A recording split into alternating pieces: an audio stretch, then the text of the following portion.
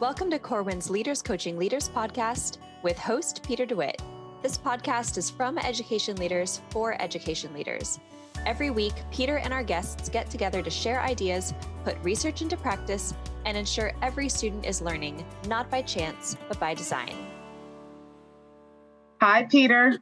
Hey, Tanya, how are you? I'm really good. How are you? I'm doing very well, thank you. Yeah, another great talk today. Yes. With two really great people, Jennie, Donohoo, and Stephen Katz for our guests. They are our guests today on the show for our listeners.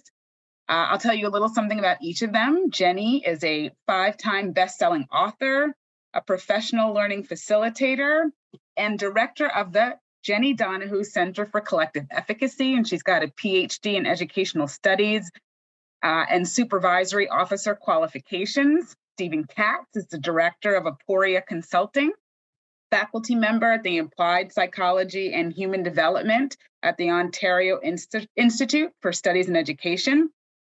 His areas of expertise are long, but I'll just mention a few: cognition and learning, teacher education, and networked learning communities.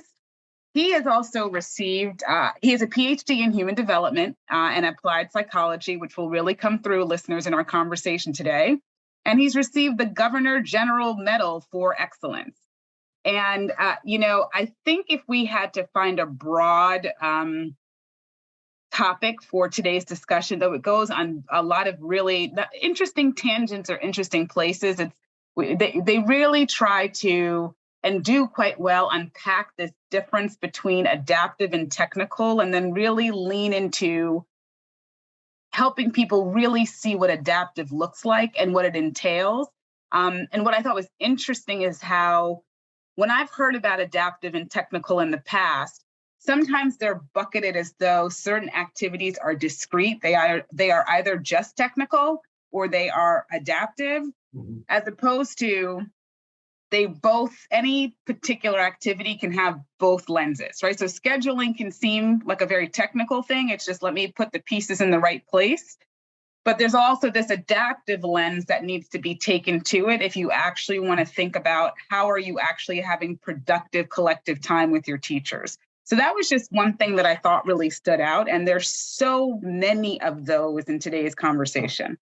Yeah, I think starting off, first and foremost, they're very smart people. And I have to up my game when I'm going to be hanging out with either one of them. I do a lot of work with Jennie. She's been a very good friend for years, and I deeply respect her. And Stephen is somebody whose work I've gotten to know over the past few years due to Jennie introducing me to him. And he's been working with a group that Jennie and I both work with over the past year. And I wanted to start off, and audience won't know, they'll hear. I wanted to start off with this whole idea of adaptive challenge, because that's something that when I'm using language, I use their words around adaptive challenge quite a bit when I'm working with groups. So it was just, for me, it was a good entry point into the conversation. Then yes, where we went from there was deeply interesting, because what I think is pretty valuable to me is that even though they're both researchers, sometimes when we work with a researcher, they don't have a clarity of language because maybe they're not tied to the field. So they can talk about the technical language, they can use the technical language of research, but they don't always offer me the practical side of things. And Jennie and Stephen, as people will hear, definitely do not do that. They are really good at offering the practical side. In fact, at one point, people are going to hear me talk to Stephen about the fact that he painted a really clear picture for me around a couple of things. So they're really excellent at the research side, which is important, but also they can blend in the very practical side. And that's because they both are in the field quite often. So it was just, I was looking forward to this conversation in general because I know the two of them.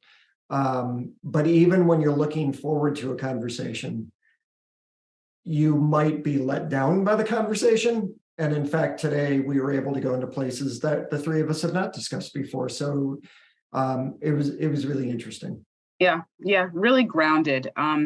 And audience members, I learned a term to describe Peter, which is confident humility. And when you listen to this podcast, you're going to hear more about what that is and a lot more terms that you might think you know, but I think you're going to have some additional knowledge around them. So this is a really great listen. Get your pencils out, your paper out, take your notes, because it's one of those.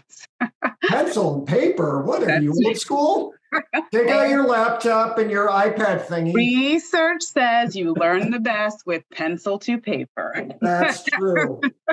All right. Happy listening for this Happy listening. See you guys on the other side. Jennie, Donohoo, Stephen Katz, welcome to the Leaders Coaching Leaders podcast. Thank you. Thank you.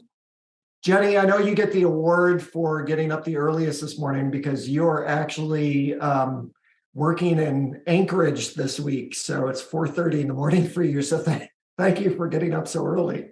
No problem. I had trouble sleeping anyway, so. So you just stayed up, you pulled an all-nighter. That's good to know.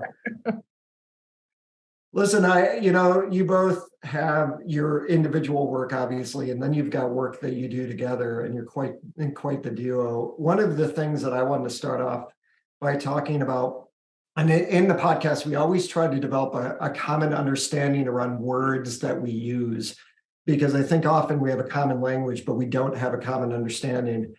And one of the phrases that you both have used, and you've written about it in articles, is that of adaptive challenges, which I think is such an awesome way to be able to look at what people are experiencing within school. I feel like too often people judge themselves, or they'll say things like, I failed, or, we have this huge barrier. And it's always this kind of negative way to say it.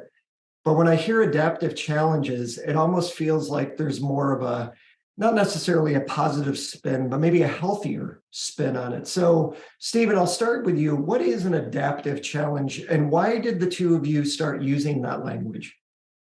So the language actually kind of grows out of the literature that made the distinction between adaptive and technical challenges, a number of years back. We've really kind of gleaned on to the language of adaptive challenge because as we've become more preoccupied with the broader notion of quality implementation, which is, the idea of being able to take really good, well-tested ideas and make them work for you in your context, the concept of adaptive challenge became really significant because an adaptive challenge is really a challenge that doesn't lend itself to a paint-by-number solution or the ability to follow, any algorithm for almost like foolproof implementation.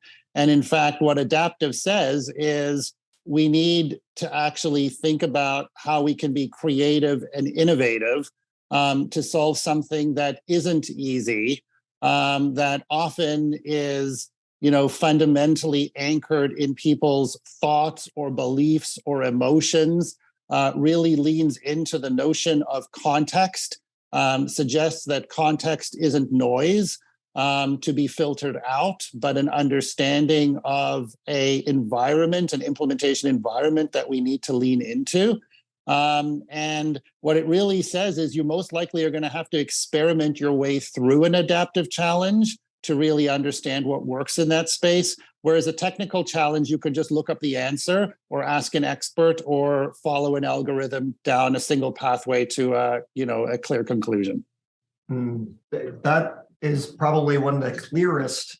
When I say common language and common understanding, that's one of the clearest. So thank you for that, Stephen. You never disappoint where that's concerned. Jennie, you and Stephen are both in the field. And what are some adaptive challenges? Is there an adaptive challenge that you see schools experiencing quite a bit more than others right now? I don't even know if that's necessarily a great question, but. No, that's a great question. And just going back to the distinction between adaptive and technical, if we think of technical, like Stephen said, you can usually rely on someone, or the solutions don't require a lot of time or effort.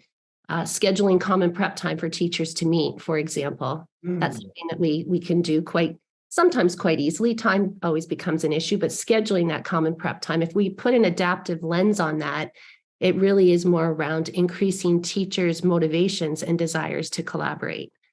Let me give you a few more examples. Technical, we might utilize protocols for examining student work, but if we put an adaptive lens on that, it's more around creating the conditions for the joint responsibility for student learning. Adhering to existing PLC structures, as opposed to putting that adaptive lens on it and looking more about being purposeful about observing the impact of our collaborative efforts. Those are just some of the things that I see around that adaptive piece in schools today. See, and what I really enjoy about the two of you is that, Stephen, you can start off with a very clear, giving us a clear understanding, and then Jennie, you will go deeper, and vice versa with how that looks. One of the things that I've learned from the two of you quite a bit over the years is the idea of intentionality. Stephen, I've read a lot of your work where you talk about things like the activity traps, which I thought it's just such an interesting concept to look at, because when I'm doing walkthroughs, which I do quite a bit when I'm visiting schools, it's very interesting to kind of look and see the activity the teachers are engaging in, but realize that they're not necessarily talking about the learning. And one of the other things that you focused on a lot is the idea that it's really about changing the behavior of people, right? When we're engaged in this work, it's about changing the behavior of people. Why is all this work seemingly more difficult than we expect it to be? Jennie, you were talking about technical challenges versus adaptive challenges. I think a lot of people are like, well, we did the technical part, so everything else should come together. But it's actually the adaptive part that is really difficult. Why is that so difficult? I mean, I'm a cognitive psychologist by trade, and I'm just going to fall back on, my professional answer for that and say it's difficult because there's people involved, and you should never underestimate how complicated people can be. We are doing something that is really difficult. It is really difficult to do at scale. It is in no way homogeneous. Anybody who, has spent time with a couple of kids at a time will know how very different they are, that there is certainly predictability in things like developmental sequences and milestones and expectations. And lots of times, we rely on the things that have worked for us really well in the past.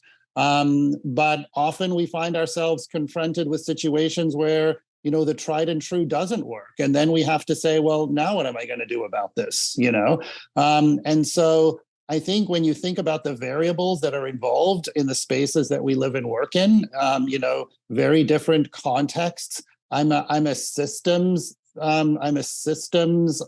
person, always understanding that everything is nested in something else. You can't look at a child without thinking about the broader family, the family without this community, the community without the broader environment. Everything is connected with multiple linkages. And, the metaphor I always like to use is, you drop a pebble in a pond and the ripples go far and wide, right? And so when you take a systems thinking approach to the question that you asked, it's not just about the simplicity of the work in an individual interaction. It's about how that interaction is nested in something that is so much bigger and so much more complicated. I mean, we know how much research tells us that there's more variability between classrooms, within a school than between schools themselves. Now nest that within very different schools, very different communities, very different, social dynamics and social environments. And there's just a lot of moving parts. And so, the ability to come to the work with a mindset of saying, I have to figure this out. I've got to be a really good analyst, really understand what makes the various people in this relationship tick, and then understand how I use that profile to come up with a fit for purpose intentional strategy that I will try my absolute best, stay involved long enough to see how it lands, and make the necessary modifications and adjustments and just keep trying. And that's really why, Jennie's work on collective efficacy is so powerful in this space, because if you don't believe that you can ultimately, make that impact, you're going to just want to quit and give up. Well, you gave me a good segue, because some of that, Stephen, I have to admit, will sound overwhelming to people. It is. Right. They might think, oh my gosh, I'm going to run the other way now. But let's get to more of the granular, Jennie. And that's where collective efficacy comes into play. What are the things that you do intentionally with groups? Because you facilitate a lot of these sessions around collective efficacy. What are the intentional things you do, knowing that changing beliefs is hard, knowing that learning takes a lot more time than just a one-day workshop? What are the things that you intentionally do and what other people could do where collective efficacy is concerned that would actually help be more impactful with what Stephen was just talking about? Well, I think one of the reasons, and just building on what Stephen was saying, as to why adaptive challenges are difficult is because it really requires a shift in beliefs and a change in values, roles, relationships, and approaches. And one of the technical versus adaptive shifts that we need to make is from a technical perspective, using demographic data to explain success and or failure. The adaptive piece is really shifting attributions for success and failure to causes that are within our control. And I think part of the problem too is that we really get stuck in unhelpful stories. We get stuck in that same thinking that really, those unhelpful thoughts that create bogus barriers to achievement. And so, as Stephen said, collective efficacy becomes an important concept because the more efficacious an individual teacher or a team of teachers feel, then the more likely they are to be successful in having those evidence-based approaches work in their classrooms and in their schools. The more likely they are to realize improvements in student progress and achievement. So I think first, building awareness that collective efficacy exists, what it is, why it's important, building awareness of the strength of the evidence, that it's the number one factor, according to Hattie's research, around what matters most in improving student achievement. And then coming to common understanding of what it really looks like, feels like in a school, tapping into sources of efficacy. Based on Bandura's work, he identifies mastery experiences as, really potent source of efficacy. So helping teachers see the successes that they're having, helping others see successes. So building on those vicarious experiences and having them understand the cause and effect relationship becomes really important. That teaching causes learning.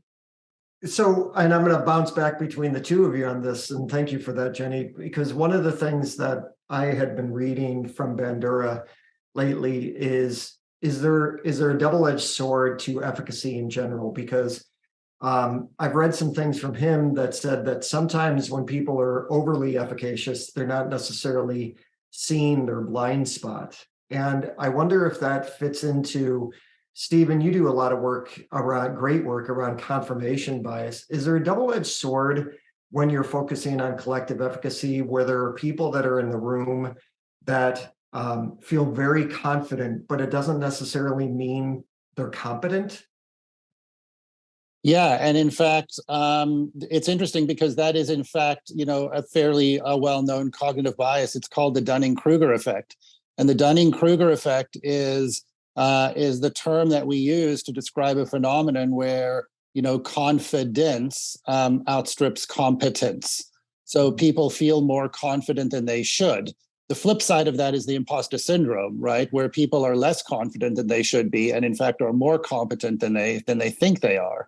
And both the Dunning-Kruger effect and the imposter syndrome both need to be intentionally interrupted, right? When in the places where our confidence outstrips our competence, we have to lean into some humility there, and in places where our competence is in fact, more significant than our confidence, we actually need to lean into being more confident. That's really why the secret sauce of leadership, and in fact, it's one of the most significant leadership behaviors that we find across sector, is the phrase confident humility.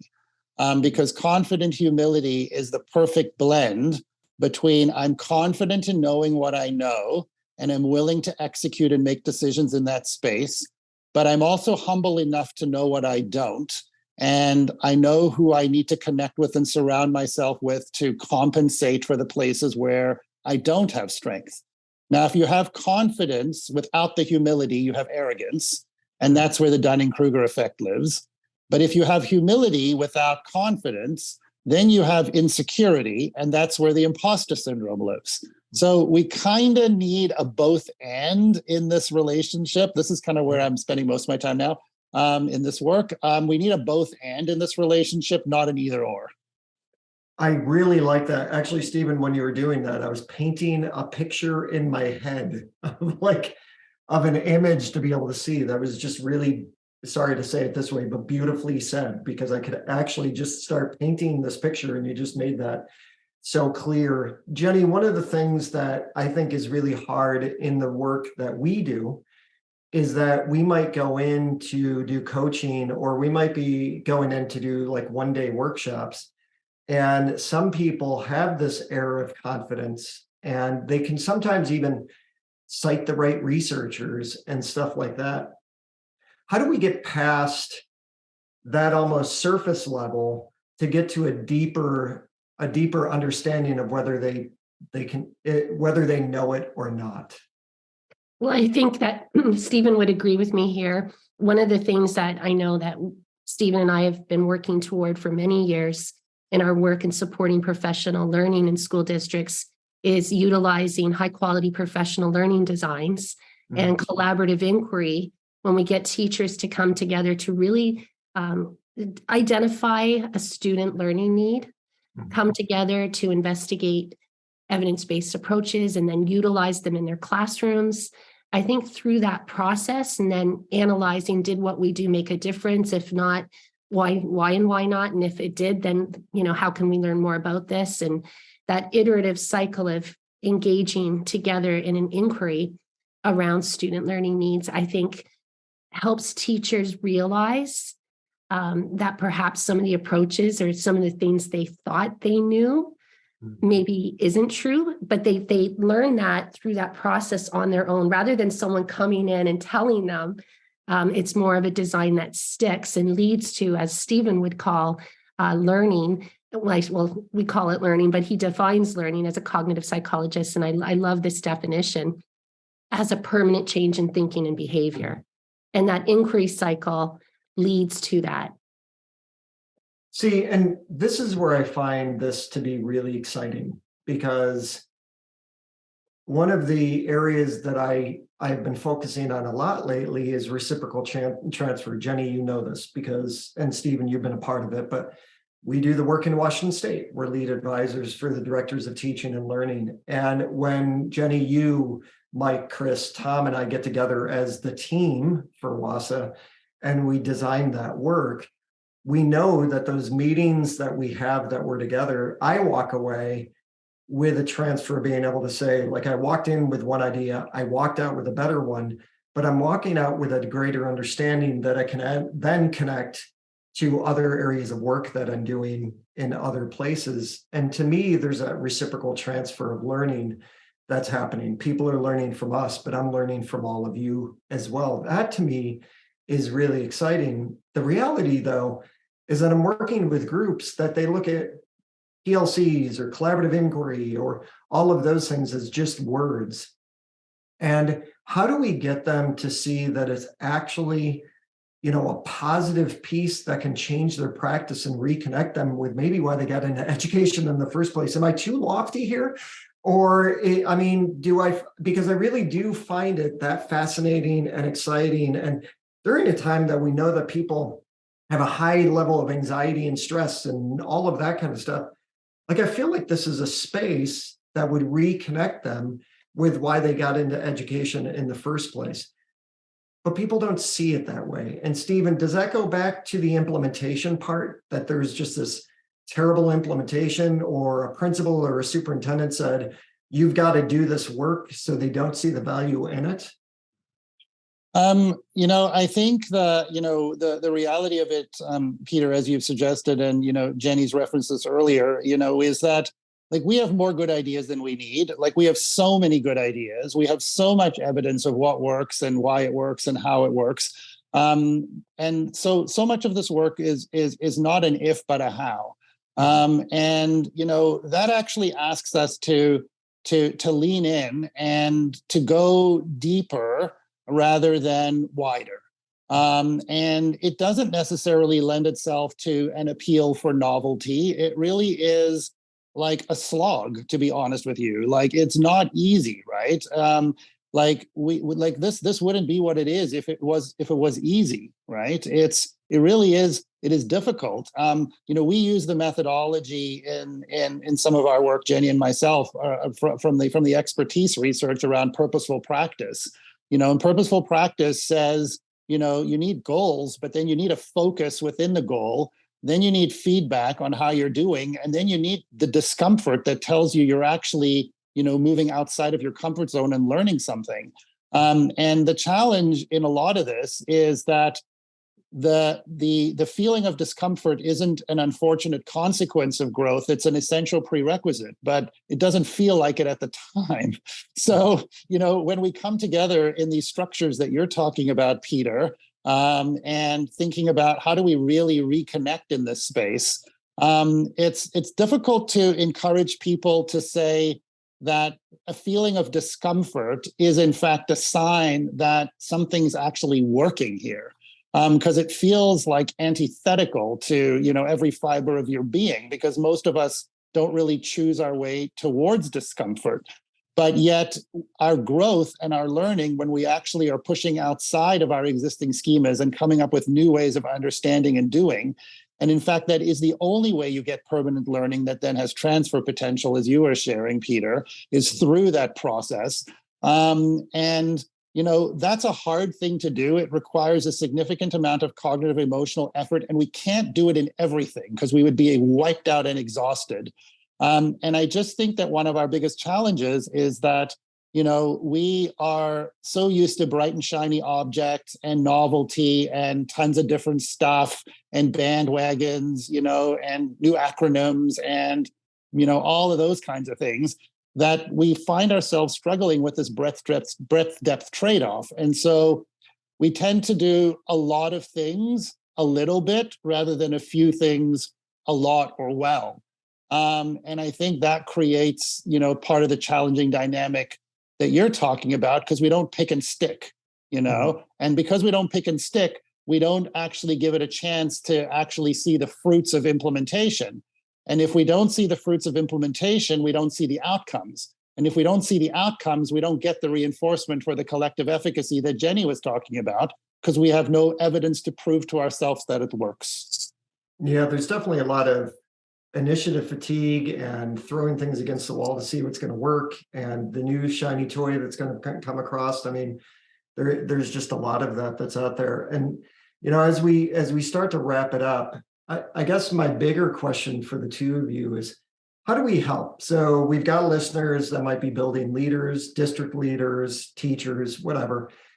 How do we actually help kind of be more intentional about the work we're doing so it does stick, so it does have impact? Jennie, can I start with you on that? Sure. And I think just building on what Stephen said, it's just you can't do this with everything because it's hard work.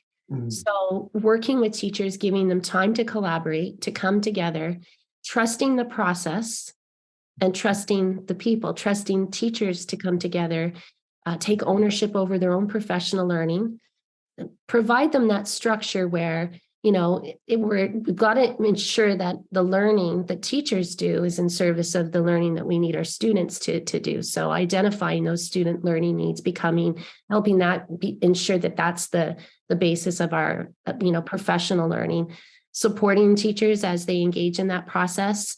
And what I have seen in schools in many places where that's happening, where teachers are inquiring into their problems of practice and the conditions are, you know, that of safety, where there's a psychological safety and there's a space for them to be vulnerable, and determine solutions to those dilemmas of practice, efficacy enhances.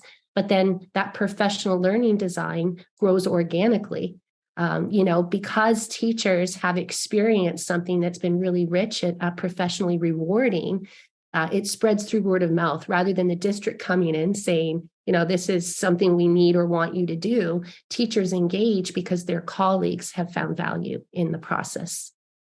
Stephen, what about, you were talking earlier about you're a systems thinker. So what about at the greater system? What are ways that systems leaders can set the conditions so this work can actually work?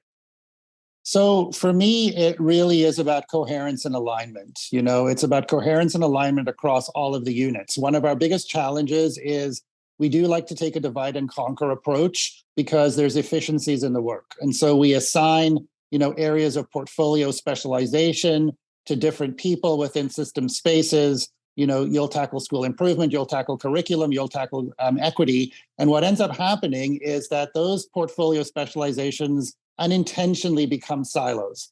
And because they unintentionally become silos, we ultimately rely on the school to become the coherent sense maker of all of it. And so it's almost like with the way we define, I sometimes make a joke, the way we define coherence is, with a stapler. You're going to get 6 different memos from 6 different departments, and you can staple them all together and figure out how to all make them land in the same school for the same group of teachers and the same group of students. And, school leaders get really frustrated by that. And so I think we could do a lot better job at the system level, paying attention to the linkages. And if we are going to use portfolio specializations for efficiencies, we absolutely need to support the function of coherence and alignment across those things so that what comes down, so that we don't have 6 different siloed pipes landing in schools. We have one where the things that are connected and are made sense into an integrated whole start out that way. Well, thank you both, Jennie Donohoo, Stephen Katz. Thank you for being on the Leaders Coaching Leaders podcast. This was a lot of information in a small amount of time, but it was, to me, it was really impactful information. So thank you for being on the show. Thank you, Peter. Thanks so much. Take care. Bye. Hey, Tanya. Well, Hi, what did you Peter. think? I thought it was fantastic. Another one of those conversations that takes me back to being in college, but in a good way.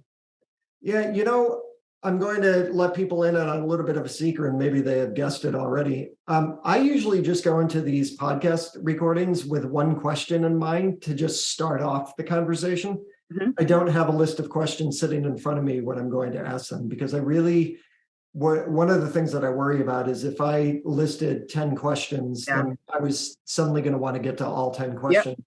When in reality, from a coaching perspective, one of the things that I've learned is if I go in with one really good question to start off the conversation, I will not be disappointed by where the conversation goes if I'm truly listening. And Stephen and Jennie are definitely worth truly listening to. And it was just great. It shows a relationship because of the fact that they could kind of feed off of each other when they were talking and support each other and go deeper. But it was a very easy conversation to have with them, because Stephen would say one thing and talk about it, and then there would be a nuance that came out of it that I was like, I want to ask Jennie that question because I know Jennie really well, and I think she has a good sense of how to answer a question like this. So it's always fun for me and a little bit nerve-wracking. You go in with one question and you're hoping, oh gosh, I hope I can come up with more, but it's never an issue, especially when you have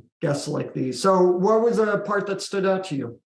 Oh God, again, so many. I think something that was said, so I loved hearing about, again, confident humility, the Dunning-Kruger effect and imposter syndrome, adaptive versus technical, and the definition of learning. I always love when there's a term that is so tier 1 and common, but somebody talks about it in a way where you're like, that's really what it is. And of course, the heart of his definition is about the permanent change in thinking, that's what learning truly is. And I would imagine also tied to being able to transfer to novel situations or new spaces. So that's always great.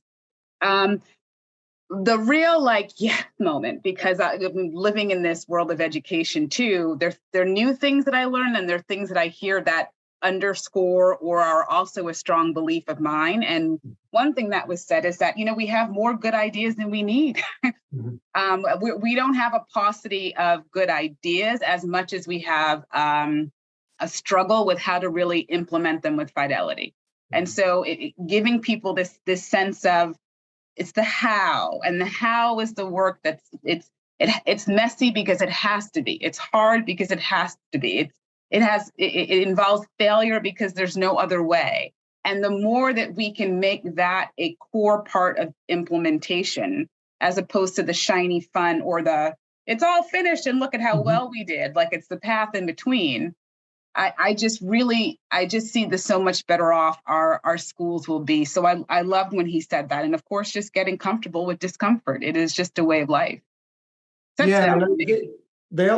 gave us permission too to kind of realize you can't always engage in this deep work on everything because it's going to be exhausting. But one of the things that I'm thinking right now is, as you're talking, and we're wrapping up the season because Jennie and Stephen are one of our last guests that we have, is that there's so many connections between, like, we have a recording with John Hattie, and John and I were talking about how difficult learning can be. And that's not meant to be scary. It's just meant to be truthful learning. And then when you hear Stephen Katz talk about the permanent change, and then you start hearing about, we have a plethora of good ideas. What we need to know is how to implement them. And I start thinking about James Marshall, when I interviewed him and when he was talking about implementation. There's so many interconnections, along this podcast, just this season alone, that I think are really important for people to understand. And Stephen's work and Hattie and Jennie, what it has made me respect is that learning doesn't just happen really quickly, and that we all, no matter what our role is, I think it's easy for consultants to go in and say, you should be doing this, this, and this. The reality is we all have a responsibility here when we're thinking about ideas and implementation and how they work and what we're doing with teachers as opposed to doing to teachers and school leaders. I think what we have to understand is that we all have a responsibility in making sure that we're really intentional about hearing them and where they are in their context, something Stephen talked about today. But we also have to make sure that we're giving them the time and the space and the conditions to actually process the information and trusting them to go deeper with it where we can help guide as well. And I think is really important. You can't just go in and dump an idea on somebody and say, well, if you're going to do this and it's going to work, it's that this is going to take time and it's hard work. All the more reason why leaders, really, you have to prioritize what your school community needs the most and put your energy there, because you can't put it everywhere. Yes, and just because somebody says it works on Twitter doesn't necessarily mean it's going to work for you. So find the thing that's going to work for the adaptive challenge that you're facing. Sorry. Ears are burning. Agree. Okay, Peter, what can our audience do for us? Well, they can give us feedback because all of the seasons have been fantastic. This season just has been, I don't know, there have just been so many amazing conversations that have been impactful to me. I always walk away thinking more about them, Carol Ann Tomlinson, David Sousa, and all of those kind of things that I think we would love to be able to get feedback from them. Let us know what they think about the show. Yes, and we'll try to steer clear of confirmation bias. So be honest and tell us the truth. But we think it's a fantastic season. If I was teaching a class, I would put this on the syllabus. Yeah, it's definitely, and that's because of the guests. I mean, the people have really brought a lot to the table. And your way of talking to them, Peter. So thank you. All right. Until next time, I think there will be one. As Peter said, we're closing out the season, but it's been great learning with you as always, Peter. Yeah, same here, Tanya. Thank you. And thank you to everybody for listening. Thank you.